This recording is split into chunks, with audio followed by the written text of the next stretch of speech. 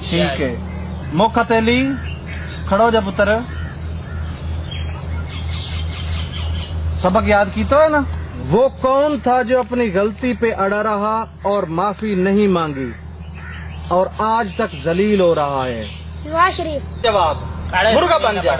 कल भी बताया था कि वो शैतान इब्लीस था। नत्तुवरियाम तुम बताओ कि वो कौन था जो रब की रजा पे राजी ना हुआ और आज तक लोगों को गुमराह कर रहा है और जलील करवा रहा है और खुद भी जलील हो रहा है? इमरान खान। कान पकड़ उल्लू के पट्टे। कल भी बताया था कि वो शैतान इब्लीस था। हाँ शैंटी पुत्र, सबक याद करके आए? पूछ लो मैं सवाल तेरे को, सारे जवाब हम सुनते नू। ठीक है।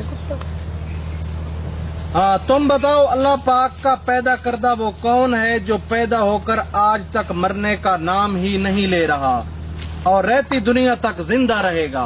भुट्टो। चलो उल्लू के पट्टे, कल भी बताया तुझे कि वो शैतान इब्लीस है। कान पकड़।